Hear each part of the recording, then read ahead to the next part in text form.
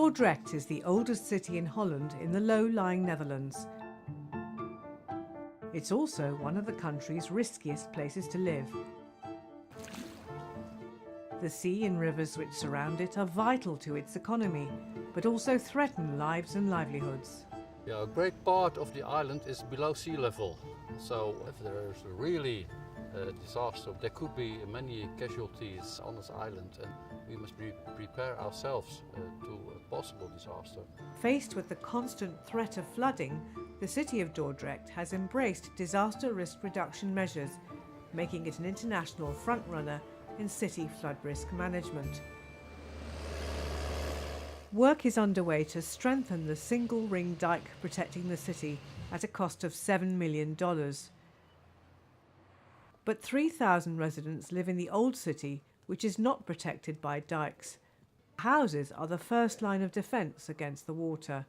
So the water can still come through this building. So to make sure it doesn't go over it, we put a floodboard in front of this door so the water stays in the house and protect that area.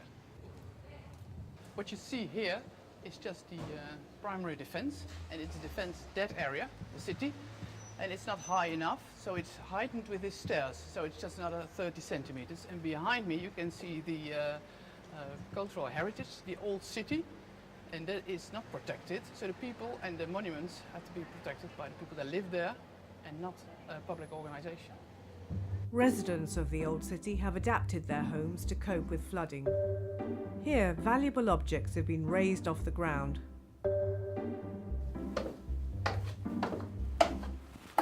We're standing here now in our cellar, and actually this is a dry cellar.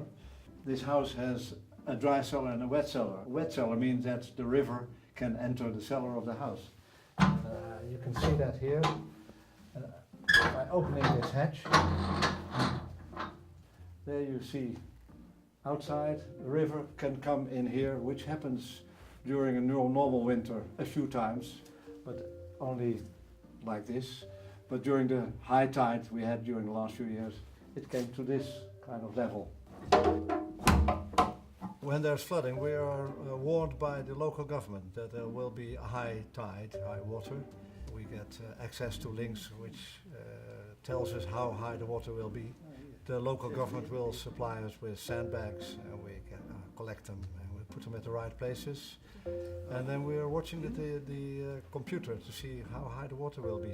We think that the people need to be resilient. We can't do it here with just dikes. It's too uncertain if this physical construction will stand. So we need the people to be aware, and we need the people to be prepared and know what to do if something like that happens. What we try to do, or try to advocate, is that once you develop your city and you grow more economic activity, try to take into account that you don't become more vulnerable or more exposed. That's the way we can bring in disaster risk reduction. In 1953, a storm surge led to devastating floods in the Netherlands, killing nearly 2,000 people. More serious flooding in the 1990s acted as a wake-up call. With the adoption of the Delta programme, the country now spends over $1 billion a year on flood defences. The HFA Framework for Action on Disaster Risk Reduction has influenced national policy.